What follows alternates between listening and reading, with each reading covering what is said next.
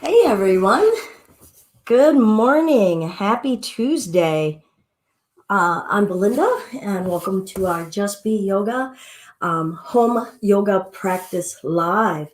Uh, Feel free to go ahead and get situated. It's our Tuesday, and we work on establishing what is our theme this week before we get moving, so to speak. But do know that our yoga is already begun once we're connected with one another.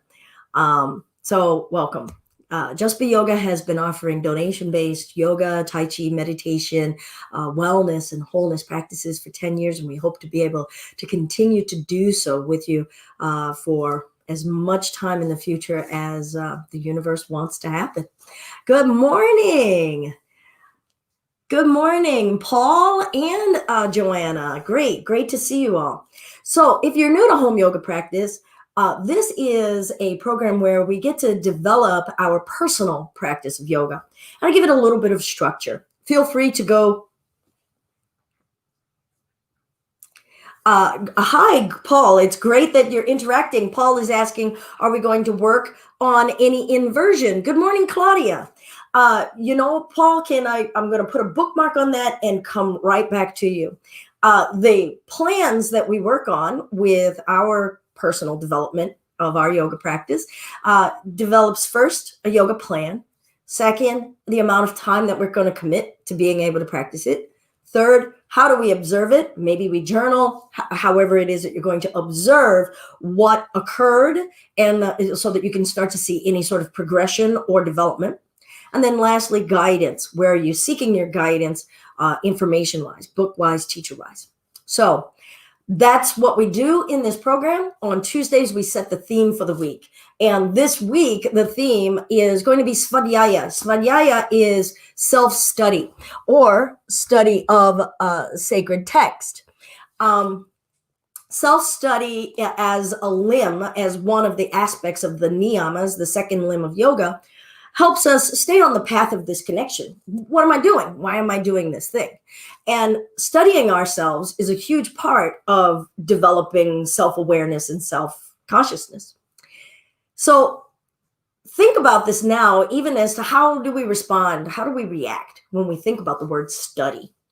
Right? Does it feel like it's something that's forced? Is it something that we apply ourselves to? Is it something that comes easily? Or is it something we're a little reluctant to do? So before you even step into Svadyaya, we have to kind of know, like, what's the baggage that we carry in? So what we'll do is I'll talk a little bit about Svadyaya here today, breaking down quite a bit. We will move a bit toward the end of our time together. Remember that for the rest of the week, we'll be doing primarily a little bit more asana, maybe breath practices and meditation practices to help reinforce the lesson about Svadyaya. So to answer Paul's question, and I'm glad that Paul is here with us from YouTube. So great of you to join us. Are we working on inversions? So the way in which that I teach home yoga practice is a little bit less posture oriented, although we do some asana. And certainly when it comes to inversions, I'm really cautious. Last week, we used handstanding or urdhva mukha svanasana. Urdhva mukha svanasana as an element of looking at focus, but rarely did we ever actually have our feet leave the ground by the end of the week. So I do want to say that I'm very cautious about what it is that I instruct people through in this virtual environment and even in the in-person environment towards safety. And inversions are certainly one of the least safe without enough of that pre-foundational work to know whether or not the student is ready to get there. So, Paul, I'm really glad that you're here, and I hope that you want to stay. But if you are looking for Pinchamayurasana, peacock, or handstands, or shoulder stands, which I rarely even teach or plow because I really feel that they're very dangerous for the neck, maybe this session isn't the one for you. And I'm sorry for that, but I also hope that you find what you're looking for. All right, Svadyaya, self-study. So we're going to keep this in mind as we set our plan for the week. Maybe feel free, if you've been coming along with our home yoga practices for a while, maybe share any way in which you feel as though you've already connected with the aspect of self-study because it's kind of built in, right? If we're taking this methodical, structured aspect to our practice and applying ourselves, then already there has to be a bit of some reflection, which we say is that observation point that's kind of naturally built in. Rolf Gates in Meditation on the Mat uses the term zeal when he describes self-study. And I like to say that when we're studying with an enthusiasm and a dedication. So let's step back now to what I had said about what's your instant reaction to the word study. And if we look at it within the context of enthusiasm and dedication, when has that been so in your life? Maybe it's a part already of your yoga practice. How can you start to harness that kind of attitude and energy to apply into one's practice? Not to achieve any perfect pose, not to achieve some anatomical physical structure, but for the sake of learning and observing unto itself, and have an enthusiasm, a thirst, and an applied dedication toward it. That's how I like to interpret, and I'm sharing with you like my experience of Svadyaya. And when I'm in that kind of space about my practice with that attitude about Svadyaya, I don't have any hesitancy to get on my mat. Right? Remember that this was all born of, wow, we're stuck at home and people are like lamenting that they can't get to a studio. I can't do my practice. What are those barriers? And a part of it is certainly our mindset. And if I can start to build an enthusiasm, a thirst, a dedication to say, I am devoted to this and to studying what goes on when I arrive there. So hopefully you're already studying. What am I even receiving? Is this true? How do I develop this dedication and enthusiasm to looking at myself? All right, so now what does that mean? Well, we could be looking at ourselves in the mirror. That's like a hazard, right? Because how many of us look in the mirror and are absolutely pleased with what we see in the mirror? We're confronted with every judgment, every falsehood that's cycling around in our heads, and whatever that image is that's coming back, maybe it doesn't really pair well with who we feel that we are. But really what we mean by self-study is looking at our behaviors, our actions, our words, our intentions, our effort, studying my own effort. How much effort do I put into something? And hopefully not all tinged with a whole bunch of judgment, like I didn't put enough effort into this, right? And I am the queen of that. I will start to criticize my stuff before I even start to look at it. I can tell you all the ways in which I've done something wrong before I've even done it, right? And so that isn't study. And already just studying my view of study helps me arrive here ready to be aware. And that I got to peel that away before I can get into anything else. Okay, so with that, that's a bit of some contextual. Svadyaya, it's one of the niyamas. Niyamas are the second limb of yoga. Last bit of review here before we move on. The 8 limbs of yoga are, who knows them? I'm not going to put Joanna on the spot. I should, but I'm not. All right, the 8 limbs, yamas, and that's how we behave in the outside world. There are 5 of them: non-harming, non-stealing, truthfulness or non-lying, moderation or abstinence in brahmacharya, and then non-hoarding.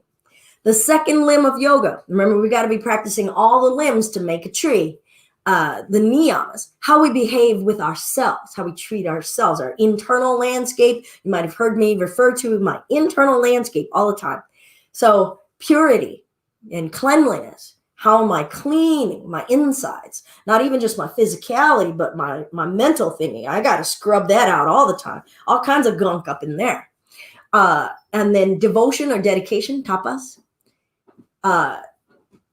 Contentment, santosha. And then here we are at Svadyaya, self-study. Those are all elements of how I conduct myself internally and then Ishvara Pranidhana, and that's surrender to something greater than ourselves. The third limb, asana, yoga poses, pranayama, breath practices, pratyahara, our relationship to our senses, focus, dharana, meditation, dhyana, and then samadhi, unification of it all, putting it all into a pot, making a big pot of soup, but no one ingredient is taking it over, right? When you make a pot of soup, the carrot isn't the soup. The carrot is in the soup. That's the whole yoga, right? Yoga soup. Boom. Okay, you guys. So look up more information. Let's add in now about guidance. Certainly you can Google the word Svadyaya, and I'll put that up before the end of class again if you need to spell it out or type it out. If you have bought any texts, you can certainly learn more about Svadyaya in Heart of Yoga by Desikachar. I really don't feel as though Light on Yoga with BKS Iyengar really kind of dedicates a ton of time about Svadyaya. It's really more elementally about posture, and that's wonderful. But if you're trying to do this more integrative approach, you may want to deepen your library at home.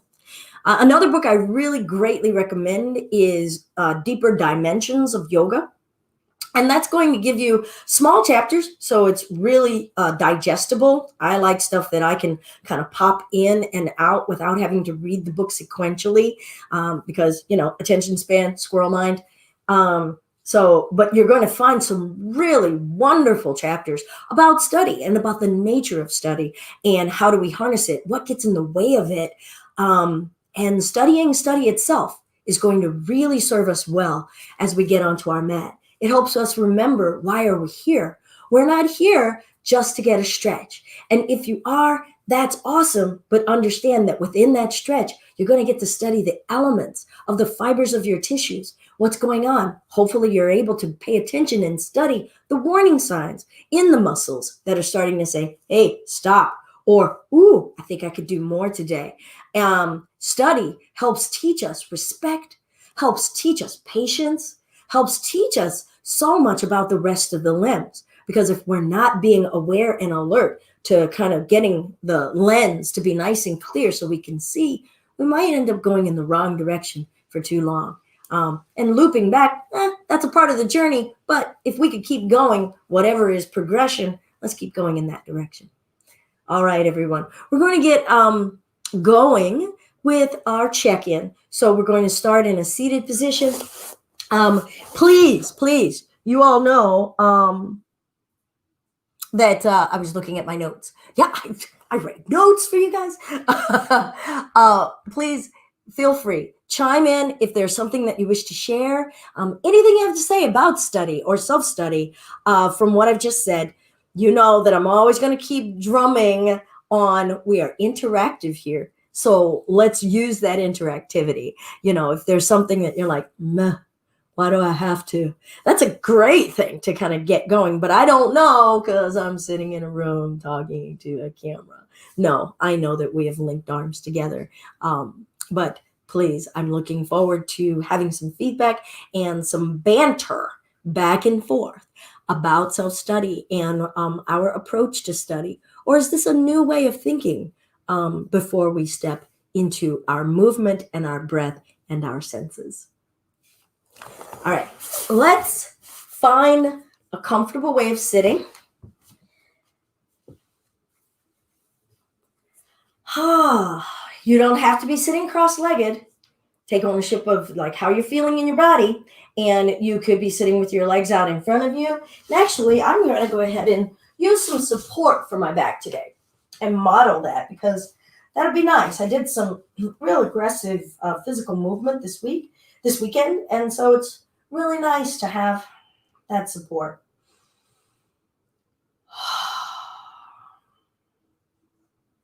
Remember, here we are for our home yoga practice, starting it off this week on a Tuesday. Embracing in what's this new lesson? How do I want to take in and have reflected out of me my practice of Svadyaya, self-study?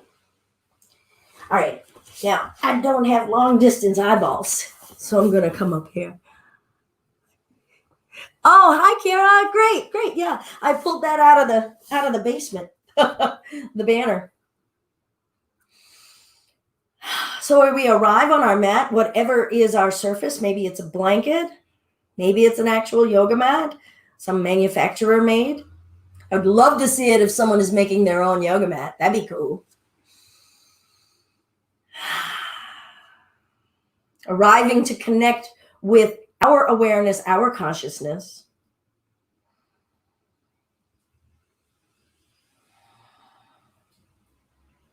Check in with our physical body before we want to move it or impose upon it in any way. We should probably check in. And so checking in unto itself is study. All right. I'm glad you all like the banner.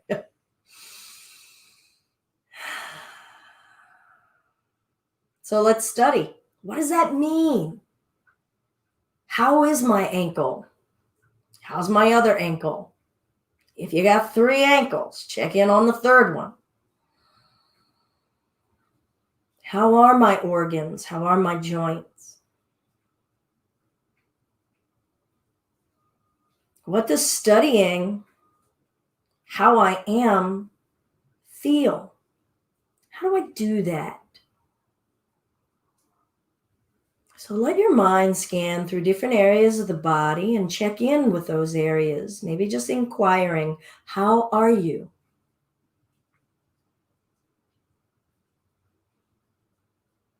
And when you get the answer, are you studying?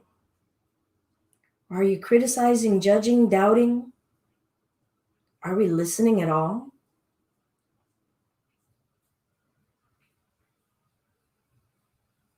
Could we study a different area of the body? I just took my mind right now to the notch at the base of my throat. And I'm asking myself, am I aware that it's there? Is it attached to me?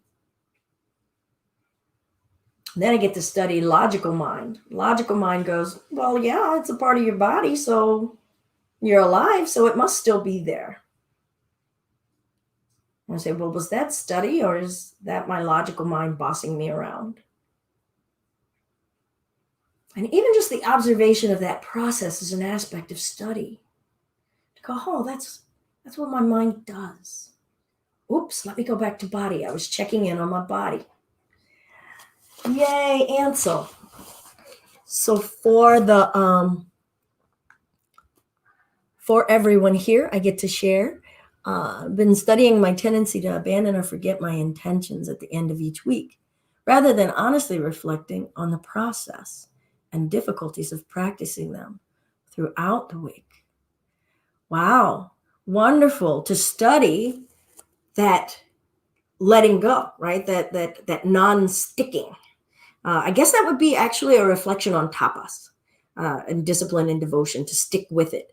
And the letting go of sticking with it is an aspect of sticking with it. That's wonderful. And then reflecting on the process rather than focusing on whether or not I stuck with it. Great. Thank you so much, Ansel, for that share, because that is a really wonderful share about what you're able to navigate in looking at. And yoga really helps us sharpen our awareness lens. Call that Svadyaya. Call that self-study. Sharpening our awareness lens. Being able to switch lenses and get in a little tighter and tighter and tighter. Recognizing that, I really am not able to sharpen that view. What do I need to help me sharpen that view? Because it's something to flex and develop as a muscle unto itself. Deep bow of appreciation. Thank you so much, Ansel. All right, let's move into our checking in, into our breath.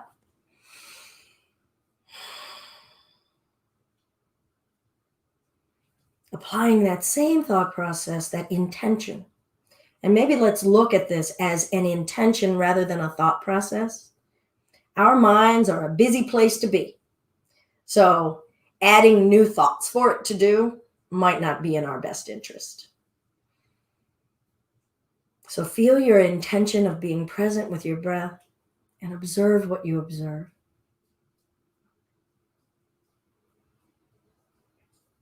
What is its capacity? If you had an emotion to label about your breath right now, what would that be?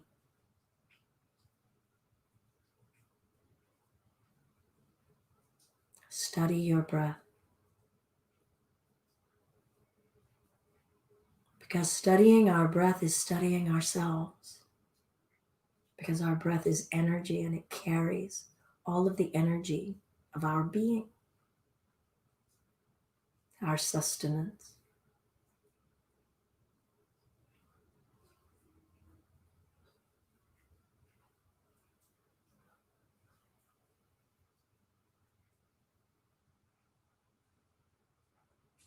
And let's bring our intention and awareness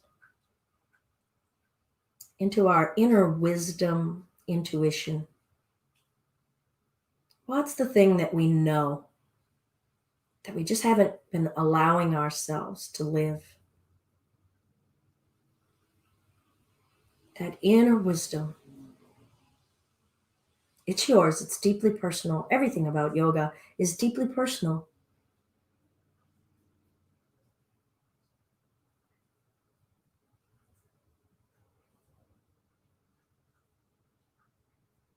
And just feel yourself letting that inner wisdom saturate throughout your being, throughout your thought process, throughout your breath, throughout your body.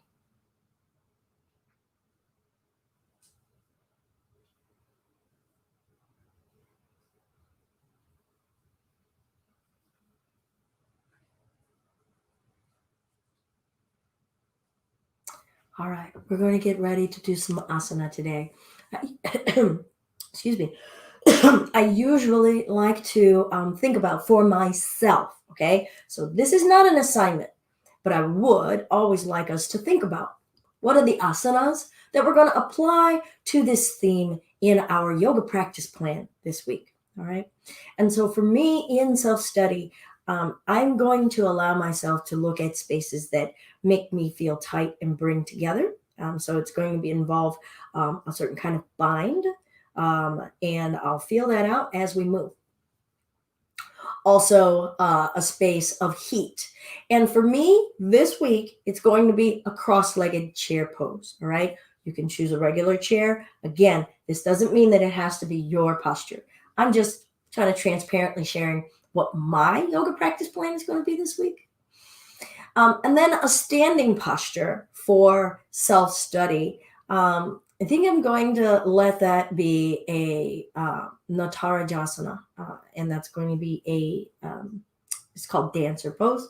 I'll, of course, offer modifications for that. You can choose whatever posture that'll be.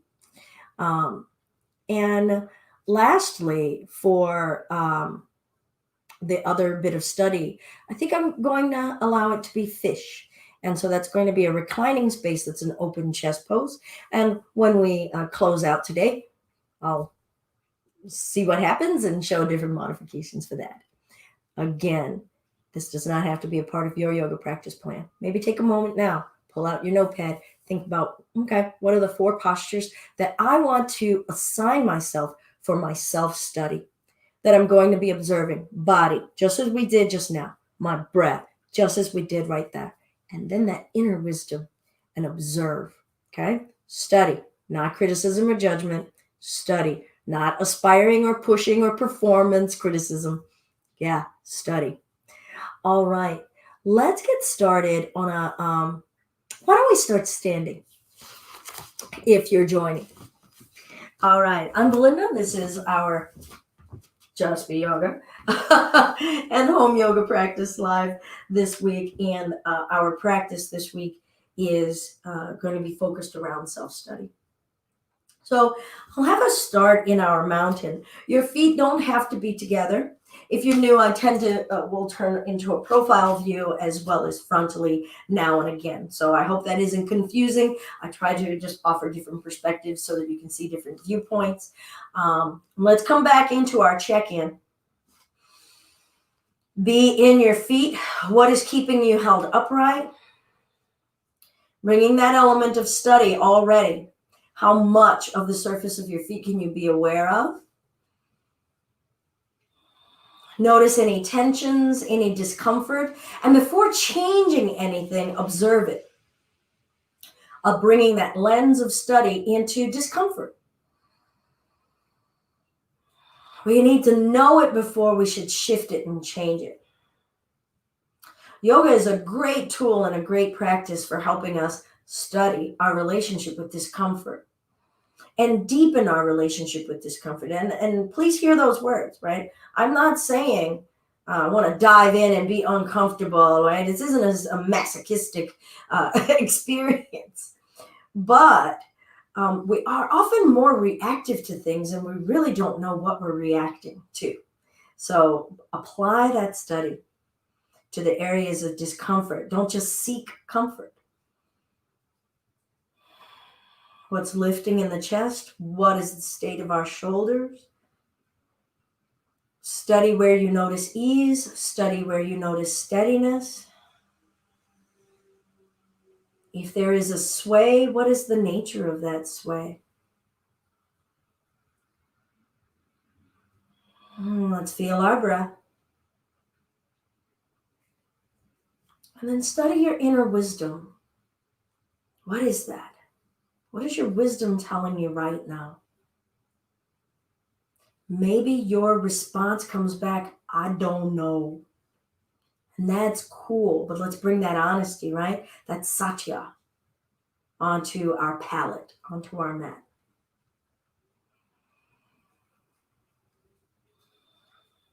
And then just let your awareness flow with your breath.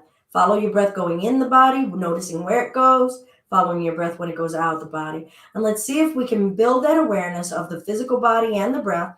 And we'll breathe in and lengthen upward. What do you notice changing in the body? Exhale, we'll hinge it forward. Remember, your legs don't have to be together. And now let's observe the body here. Observe sensation. Study the nature of a sensation. Choose an area because there's tons of sensations everywhere. Choose one area of sensation that you're observing. And notice it changing. Study it. Maybe shift your weight subtly, forward or back in the feet. And bring that intention and that dedication and enthusiasm for watching.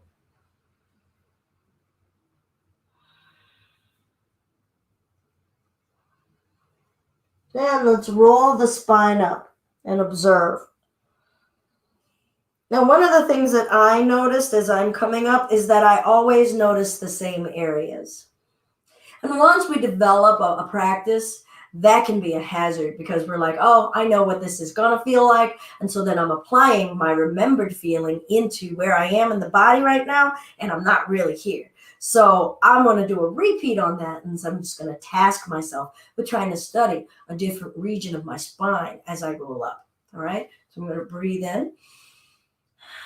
Feel the lifting. Feel something moving, changing. Notice a state of changing going on. Study it. And maybe right now it's just learning to do this new thing of observing states of change in different ways. We got a whole body palette to do that with. And then exhale, lowering it down, feeling that state of change, choosing a new region. And now I'm going to task myself with allowing myself to okay, don't go into the remembered space because that means I'm doing a rote practice and I'm not really meeting myself where I am today. And I get to feel the state of change because already my hamstrings and my calves have changed and said, oh, okay, we can let this motion happen. I'm going to observe my breath, observe my wisdom. And that means let the wisdom in. What's wisdom telling me about areas that are fighting and resisting? Areas that are like, ooh, give me more. I can't indulge in either. And now I'm going to roll my spine up. And that's where I was like, oh, okay, so I changed my pace. And that started to deliver new information for me to study along the entire length of my spine. Changing our pacing, time, and amount of time and duration are huge keys to us being able to observe and develop that awareness muscle of study. I'm going to lengthen up. I'm going to thread my fingers.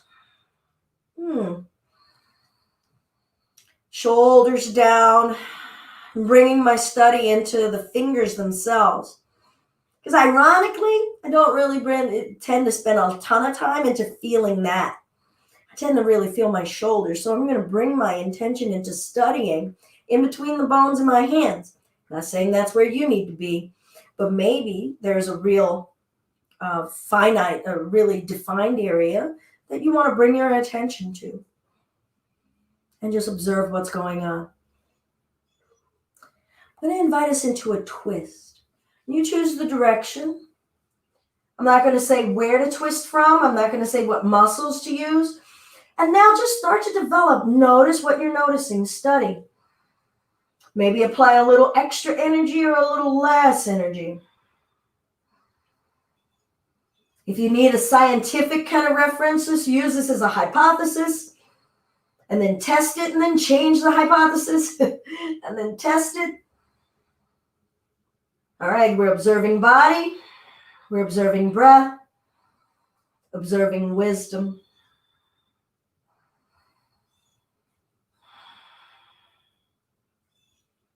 Back to neutral. And then let's revolve other direction. Yay, Marjorie! How you doing, lady? Breathe. Observe. All right, so my study just said, oh, Belinda got distracted because I had a little squee moment because my friend said hello. Breath. Observe. Back to neutral. Now in my observation of my hands, I'm actually feeling my fingers starting to go a little numb. Now instead of coming out, I'm just going to adjust something. I'm adjusting the amount of pressure. I adjusted the elbows a little, and now I found a little bit of ease, okay? Steadiness. Stira sukha, ease and steadiness. To be able to apply that tapas, that devotion to stay. All right, I'm going to release those arms, and I'm just going to shake that out. Yay, I'm so glad that you're here. All right, so we've gotten to study that.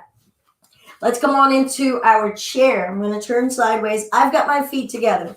If you're going to come into chair with feet apart, when you bend your knees, try not to let the knees knock in this way. That puts an undue load and pressure on the inner ligaments of the knee. So we're going to keep the knee stacked over heel if you've got the feet apart. If you can or want to bring your feet together, go ahead. It's kind of a cheater move because we get to use the tension of squeezing the legs together to give us more stability. And it involves a little bit more low core. So we're going to bring the heels back, knees, pull the butt back, lift the chest. Don't try to make your body look like mine. I am in no way saying my body is perfect. It is extremely flawed. But I can feel my chair, so it's pretty real. And let's then bring in that study. Lifting the chest. Studying physical body, studying our breath. Now, remember, I said I wanted to do a cross-legged chair as an element of my practice this week. So I'm going to start here by bringing my ankle onto that knee and bringing in a little element of chill, but there's also so much balance. And I'm studying what that foot, ankle, knee are doing. Because there's a lot. Like, you guys don't see. Well, you saw that. Whoop. But it feels like that leg is doing this. But you don't get to see that, right? But I know what's going on, and I get to study it. Yay, thank you for study. Maybe with both your feet on the ground, you're feeling that study. Now I'm seeing what I can do to change just a little bit and study. Is it a little easier? Is it harder? Now I'm going to bring in a little bit of study of emotion because my heart's starting to pound. I'm a little frustrated that I'm a little wobbly and off balance today, and I get to study my mental reaction. And I'm going to switch. I'm going to release that foot. And why don't we let the legs have a little rest, a little balance, and then study this forward fold. How is this space different than the others we did? Now, I hope that you all got to practice whatever form of that pose was good for you. Okay, so if you went into cross-legged, great, awesome, but please don't feel as though you needed to. This is a practice for you to develop your relationship with where you are in your yoga, yoking all 8 limbs. And I'm going to bend my knees, pull my butt back, and get ready for the other side or a second chair for those of you who are saying, I'm not going to do that cross-legged chair business. Turn sideways one more time. Trying to keep the knees a little bit over those heels so as not to put undue strain on the patella tendon. Squeeze the thighs if the legs are together, giving you that containment, that nice strength and solidity. And my chest is up. Now I'm going to do my right foot. I'm going to come on back here to crossing and lifting my chest. Now, you could have your arms wherever you want. In many ways, arms in standing poses can be kind of superfluous. But they can also help conduct energy to lift the weightedness out of the pose. But that also means that I've got to have enough stability to be able to lift out of it. So maybe you just want to chill here. You could chill here. Observe physicality, your breath, my wisdom. What's really interesting, I'm starting to feel muscles in the left side of my back, kind of super tensing, kind of clenching. I don't think I've noticed that before. Now I'm going to uncross because my left leg said Belinda, don't try us this morning. And then I'll forward fold. Let's do that again out loud if we want to share that. And notice how it feels in your body and your mind, any self-consciousness. Breath in.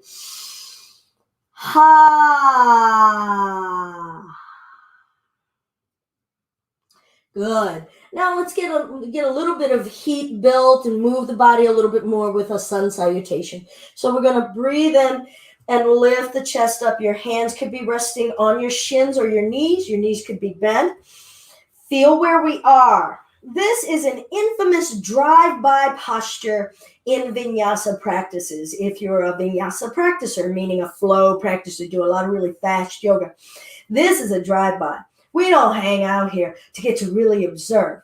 Now, if the back is starting to feel a little bit of stress or strain, bend the knees even more. Okay? And hands down, we're going to step to plank. Let's step the feet back up. Good. So we're going to step to plank again and then notice what you notice. Let's bring that aspect of study. How did I get there? What does my arm do? What does my left arm do? My right arm, my core, my belly, my chest, my neck. So let's step with the lens of study. Maybe your knees are down. And we'll study what's going on physically, breath-wise, mentally as we lower down. Breathe in and lift the chest. Now, I think that we can all tell by now, hips stay down, cobra, that a slower practice really affords us to be able to study. And come back to the knees. We'll tuck the toes and start to lift the butt up, dropping the head down for downward facing dog. Now your knees can be bent. And if that gentleman named Paul is still here, I hope that you are. This is an inversion. Our head is beneath our heart. Our standing forward fold earlier is also an inversion. Realizing that, yep, I did what many of us do, instantly assuming that you meant something a little more extreme: handstand, shoulder stand, forearm on balance.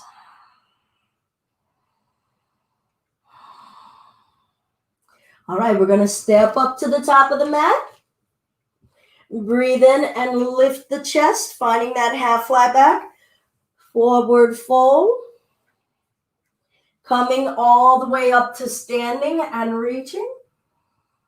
Finding a chair. I'm going to do a cross-legged chair. I'm going to switch my cross-legged chair.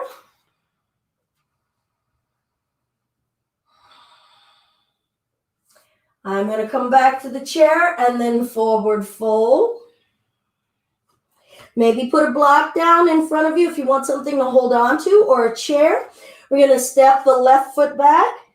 Maybe step it a little wide. Back foot flat. Right knee over your right heel. We're going to come up for warrior one.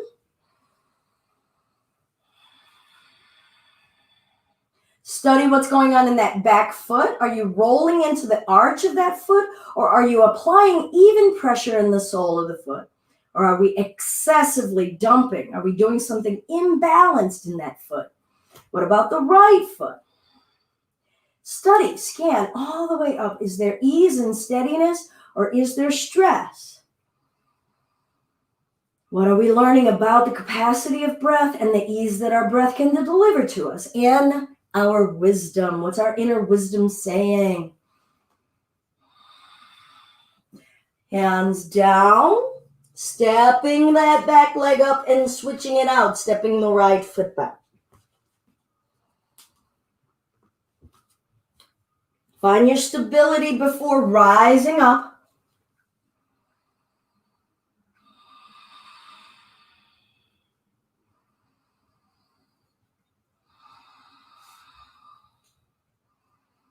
Do your study, your scan. I shouldn't have to repeat the scan. At this point, we're building a habit. We're building a ritual, right? Something that we can use as a template to say, every time I get into this, I'm just going to apply my awareness through these regions. And then choose your amount of time, observe what you observe, and study. You get guidance if you ask me a question. All right, hands down. We're going to step back to plank. Lowering through. Lift your chest, cobra. Keep the hips down, elbows bent. Moderation. And downward facing dog.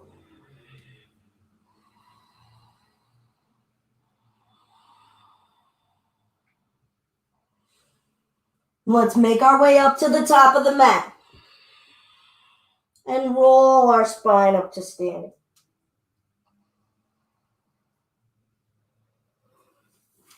Now, because we're together, now might be a good time to maybe write down a couple of things about what did you notice? What did you notice that you haven't noticed before? About where your mind stays, about where your mind won't stay. And then particularly, when we just went through that sun salutation and we did a lot of movements together where I wasn't bringing attention and pausing, what did you skip? What did you not notice? Where were you not present? And what could you learn if you could slow down and start to observe it? That gives you a little bit of like a roadmap of some things for you to study over this next week when you're in various postures, when you're in flow and not in flow. If you're not a flow practitioner, great, you don't have to be. But if you are a flow practitioner, I really find that bringing in those elements of the study and a little bit of last week, focus, that it can be kind of hard, right? Because if it's always moving, what do we get to be present with and really observe and get to know in a deep way? I am not in any way being critical of vinyasa. I love to practice vinyasa, and I recognize that it presents its own specific challenges for certain aspects of the limbs of yoga. It's a good thing, but it might mean that we need to slow and then speed, and then slow, and then speed, so that we can start to vary that. That's why that time element in the second part of the planning for our yoga practice plan is really important.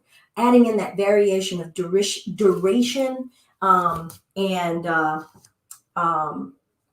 amplitude or frequency. All right, I said that dancer was going to be another posture. All right, so I'm going to first suggest that you could be near a wall or hold a chair beside yourself so that you have some stability. So I've got a wall in front of me.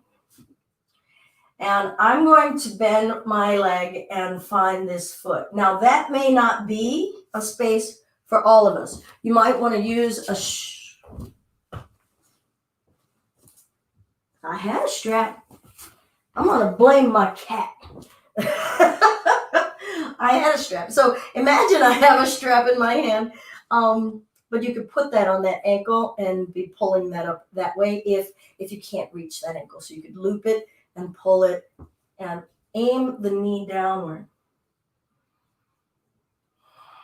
And observe what you're observing, all right? Because there's a lot to observe in that bent leg. There's certainly a lot to observe in the straight leg.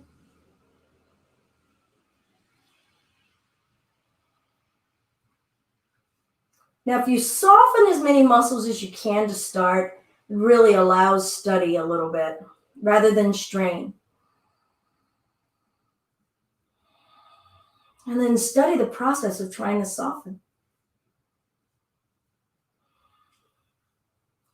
If you are stable and you want to reach that left arm, go ahead. You can keep it on the wall. And start to push this right leg up and back. And fall. And I get to observe that and come on back.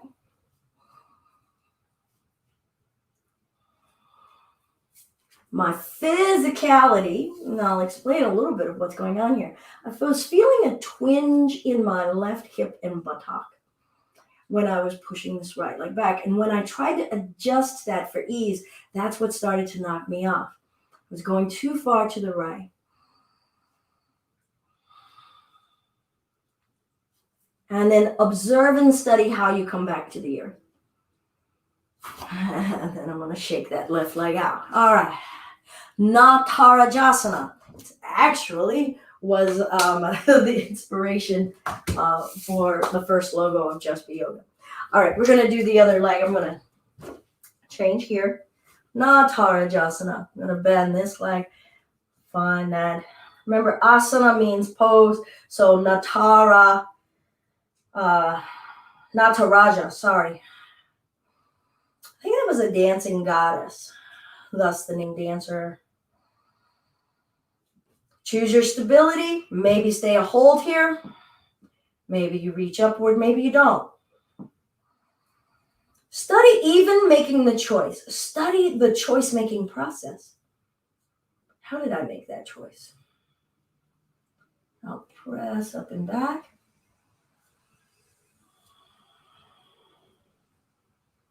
Breath.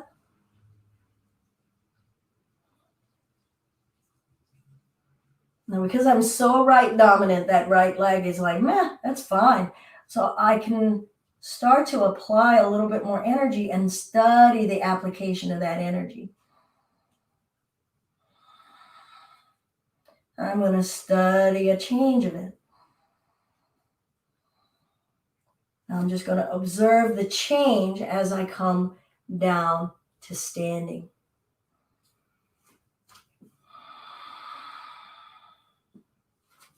All right, so I want to tie all of those together and into the vinyasa flow, and then a Natarajasana, and then we'll come on back down to do a twist. I believe I had said was going to be a part of my practice, and fish, which I am not going to skip because I really, really need a fish pose. All right, let's feel our mountain, practicing everything that we've practiced so far.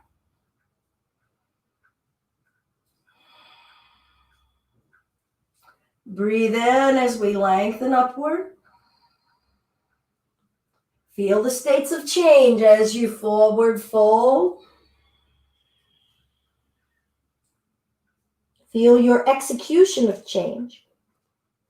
Half flat back, your execution, your space here. Stepping to plank. And I just studied that I always like to step back with my left leg, no matter how much I focus on practicing that. And then my study just turned into a judgment. Right there, live and in living color. Lower through. Breath in. Breath out, down dog. So you can extend through the upper body. Always feel free to put those knees down.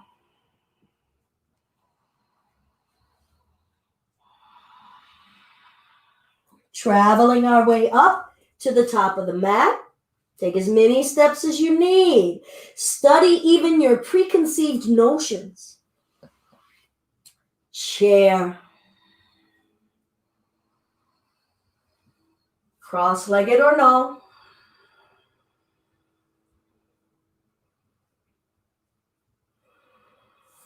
Switching the cross leg or staying or coming out.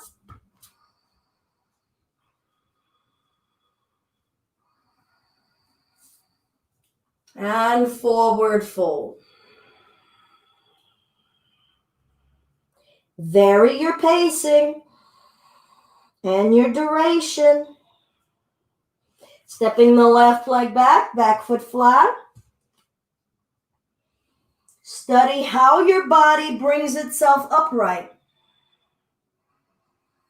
Study your breath as your body brings itself upright. Study your establishment of root and foundation. Study that inner wisdom. And switch.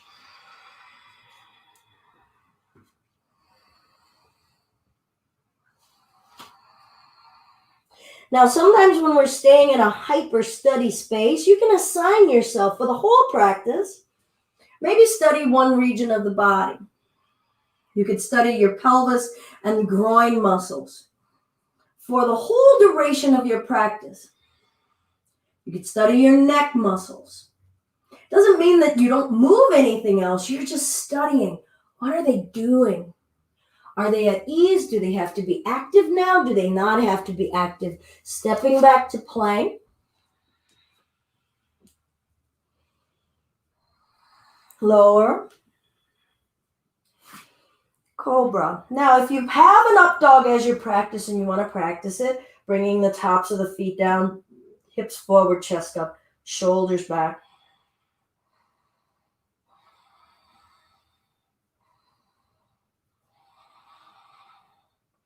And I'm going to bring the knees down and come to seated for the twist we were talking about.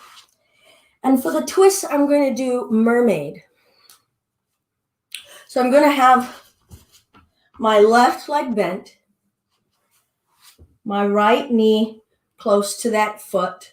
You adjust how this needs to be. That foot could be farther away from that knee. We're all going to have a different manifestation here, or may not be able to do it at all. And so if that twisting that leg back behind doesn't work, just keep it out to the side, okay?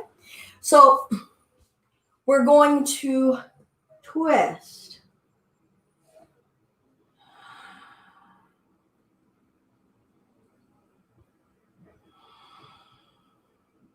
Choose something that you're going to study, a physicality that you want to study. Maybe an applied energy, the amount of energy that you're applying.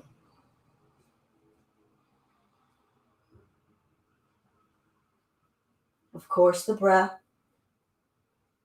You can choose a location to study your breath. I want to study my breath just beneath my belly button. I'm going to study my breath 3 ribs down from my collarbone. Study my breath in between my shoulder blades and my back.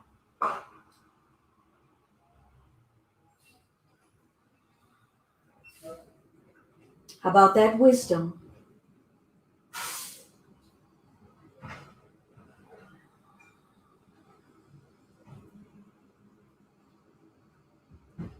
Now see if you can change something about the twist. Maybe deepen it, maybe do less. Study your choice-making process, and then study the application of it. Study the body's receptivity to it.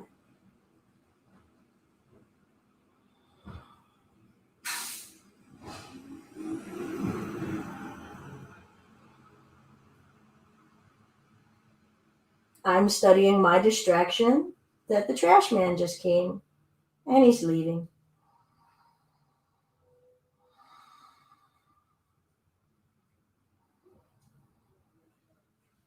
And it was really a study of annoyance.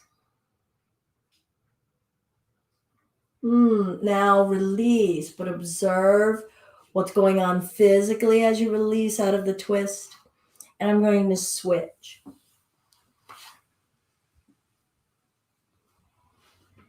Feeling out this side. Maybe you need a pillow or a block on this, to give you a little bit more support for your hands, especially if they don't reach the floor and you feel like you're leaning back really far. Ease, giving ourselves the tools that we need to be able to carry ourselves with a physical countenance of ease, to be able to breathe with ease, to be able to have an ease of the mind and no strain. Less strain. I guess we could all strive for a strain-free life, but we keep practicing. All right, and we'll twist, twist, twist. I love twists as something to study because energy is spiraling in so many directions. There's a yin and a yang in so many aspects as you travel up and down the spiral. And so it really gives me a lot to study. Maybe that's it. My busy mind really likes twists because I can grab a hold of so many different regions if my brain gets tired or bored. And being at peace and surrendering into a spiral. There is a beautiful harmony in that. Because that spiral can almost be self-sustaining. Like, I don't have to work that hard. And then I get to study how much I desire to work real hard versus how much I desire not to work hard. And do I know how to practice it?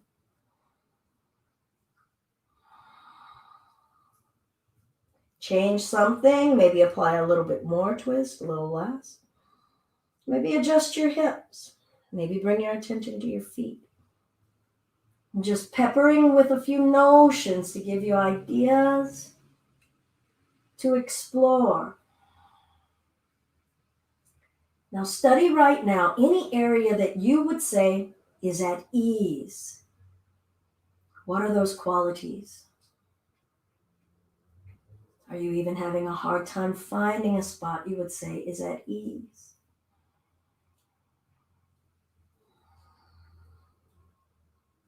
What is ease?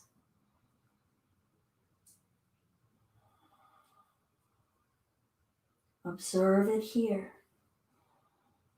Don't say, oh, no, it could be more ease. No, find whatever amount of ease that you can identify somewhere and just hang out. And say, hey, ease, let me get to know you. Not how can I make you better. Not how you're doing it wrong.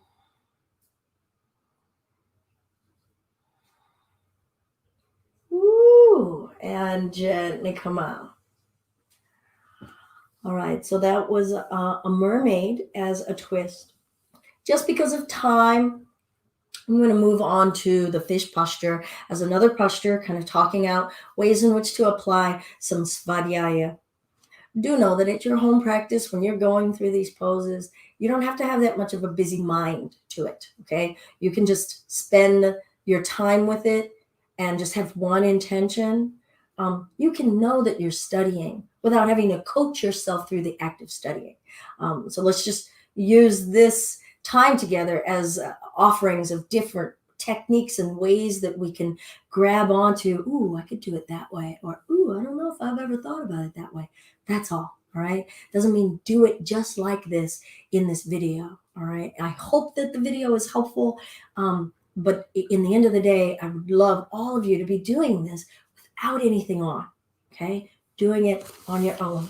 All right. So I'm going to do a supported fish to start. I'm going to use a block. You could be using a block like this. I'm going to use my fancy smancy oval blocks because I can. If you've got a rolled up towel or a rolled up yoga mat, you could use that, or a rolled up blanket.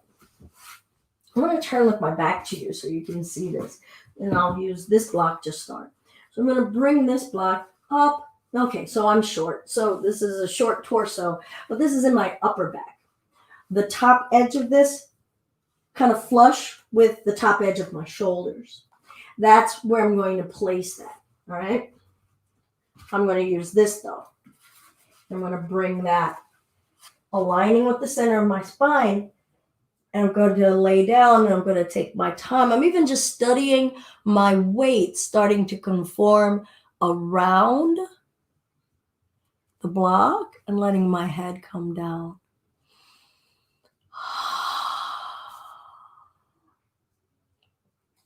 And starting to observe.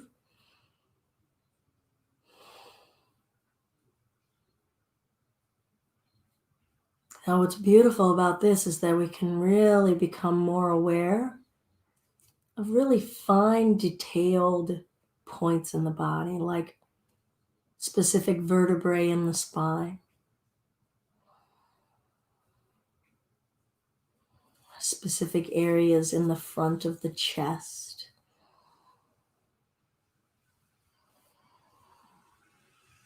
Holding and observing what's at peace, what's at war. What is going on?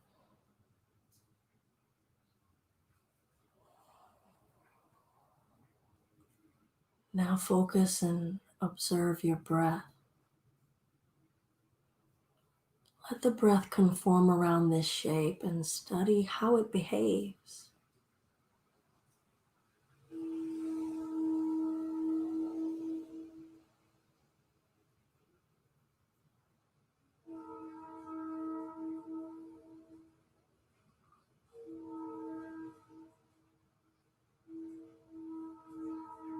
Study other limbs of the body. Are they at ease? What are they doing? Do they need to be doing anything?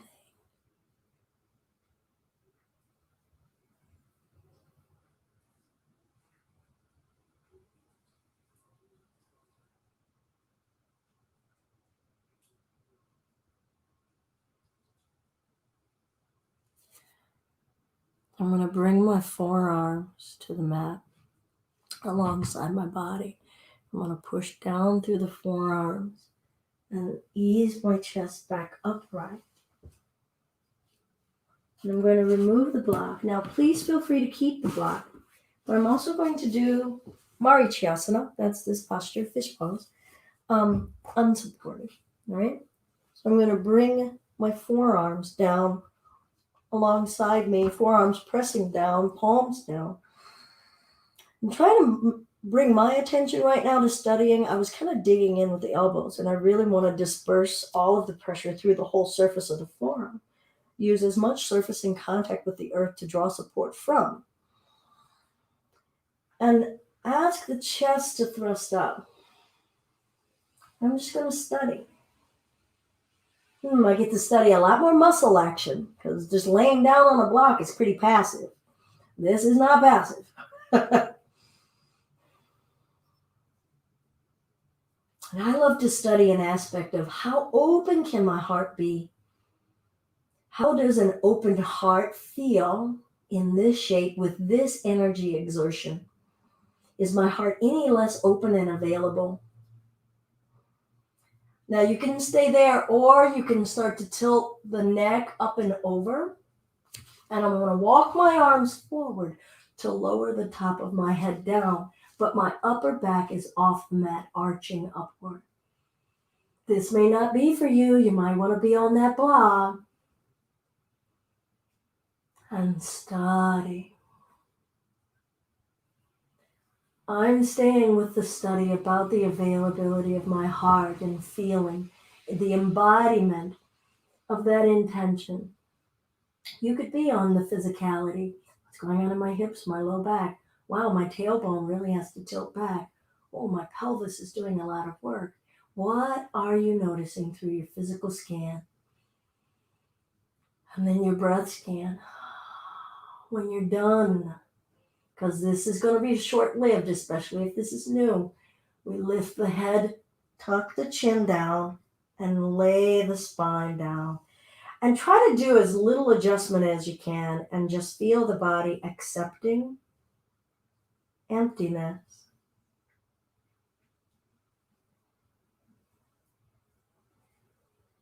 What are the sensations that you can study that are going around in your eyelids, your forehead?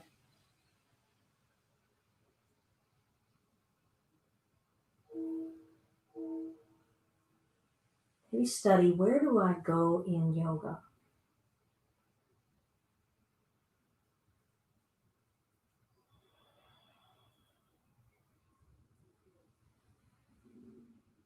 You could study the nature of non-doing.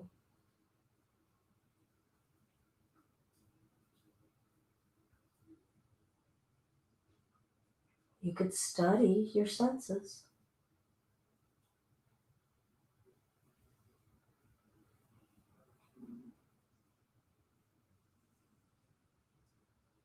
Now, for the remainder of our time in this Shavasana,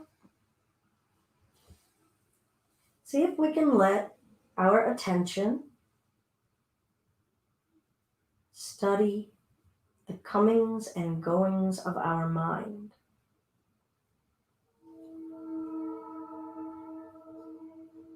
Don't try to tune out anything that your mind notices.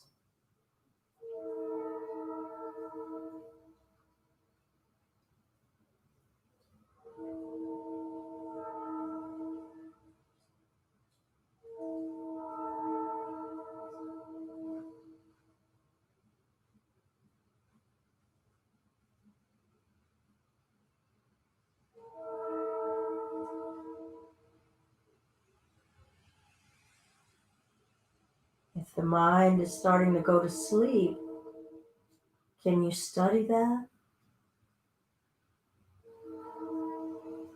Are we able to study if we lose consciousness?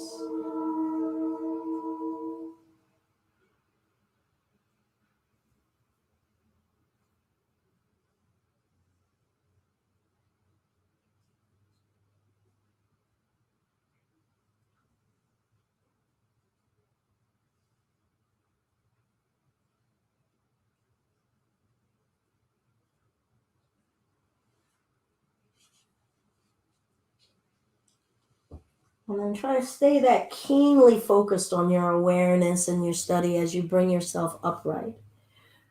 Notice the qualities of the amount of energy you put into it, how you choose to move in your body to come up. And as always, I know that our Tuesdays are a little less heavy on the asana aspect of things, and definitely a little bit more on the study end of things, the Svadyaya elements. So please, if you need more movement for your connection and your wholeness and your balance today, give it to yourself. Assign yourself, 10 minutes, 15 minutes, and bring in that lens of your study aspect. Yoga is not only asana. So it does bring me a little sorrow in my heart if people feel that wasn't yoga or that was incomplete in some way for them, because all 8 limbs are the entire experience. Where were we in our senses? Where were we in our truthfulness to ourselves, and our non-harming of ourselves, our contentment practice? Ooh, contentment. All right, so in review, This week for our yoga practice plan, we set a plan. What is it that you want to study? Maybe keep it simple. If you've been practicing for quite a while, it could be a couple of things that you really want to apply yourself to. There could be something that you want to study on the mat physically, and you want to bring that aspect into something that you want to study off the mat. So in the off the mat element, I wanted to offer that you do bring into your plan, what is it that I'm going to study about myself when I'm off the mat? And maybe it was something that came up on here. That's what's great, right? They become this collaborative tag team that connects you, because we get to work stuff out in our joints and go, whoa, I didn't know I did that thing. And then you stay focused on it, right? I'm going to feel that area of my back for the rest of the week. And we're like, hey, what is it that made that do that? And I'm going to study it. Was it my mind? Is there a tendency that the way in which I'm moving that's creating an imbalance? But also, what is it that I want to study? Not just the yoga on the mat. What is it I want to study there? And then what do I want to study in my mind? What do I mean by that? You can apply it in the yamas or niyamas. I'm going to study harmfulness. When do I have harmful thoughts? And just write it down. Heck, first you probably need to study, what is a harmful thought? What do I even think is a harmful thought? Don't ask other people, right? And then bank it against that. What do you think is a harmful thought? A harmful thought for yourself, a harmful thought about others. That could be one. I'm just offering it as a suggestion. You could have, say, okay, I want to study, what's my relationship with all 5 of my senses? Like, ooh, I really like my sense of aroma and smell. Or I have 0 relationship with my sense of taste. I only know salt or sweet, right? And maybe that is what you discover. And use this all as a process of discovery and exploration with enthusiasm and dedication, not with judgment, okay? No goals in mind, right? We practice, we detach. We practice, we detach. I will post up some suggested readings. How about that? All right. Let's close. I'm going to hold hands virtually because we are connected.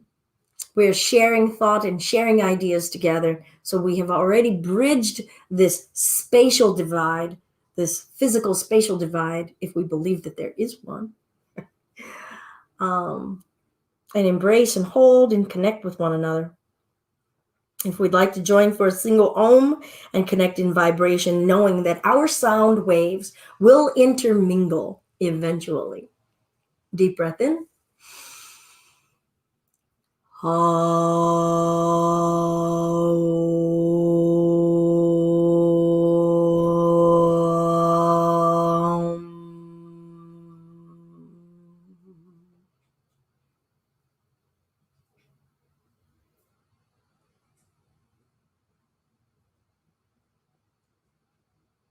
Use that pause time for your study. Is there a sound wave still going in my body, or is it just in the room? And study the residual effect of that Om. What did it do to my mind? Hands to the heart center if you wish to join. All that is kindness and love inside of me is merely a reflection of the kindness and love that you share inside of you. Namaste.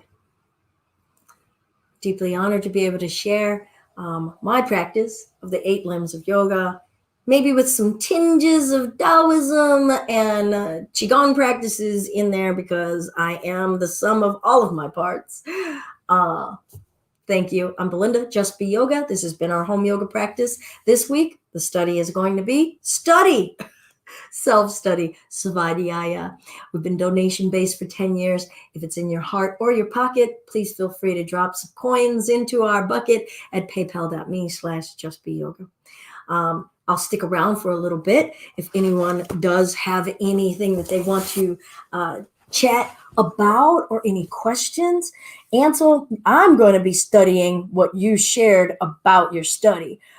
Because my dear friend, I am deeply honored to be able to share this path with you and to see where you're going in it, because you're doing some really deep work. So great on you. And it does take an honesty. Honesty is required. as I banter. So feel free to leave. Go ahead and leave. But I can banter. We apply study. We can apply study to each yama and each niyama. Studying our relationship to truthfulness. That's a hard one. Whew. Bringing that level of honesty to ourselves, and studying our relationship with stealing. And I've always loved to translate asteya, or stealing, as not as necessarily like robbing the convenience store. Yes, I know that's bad. I'm not talking about that. I'm saying, what do I rob myself of? What opportunities and possibilities and perspectives do I rob of myself? That's what I work on when I study my relationship to asteya, or stealing. Moderation. Woo! Right? That could be that year-long practice right there. I'm going to study my relationship to moderation, or lack thereof. That one's full of it.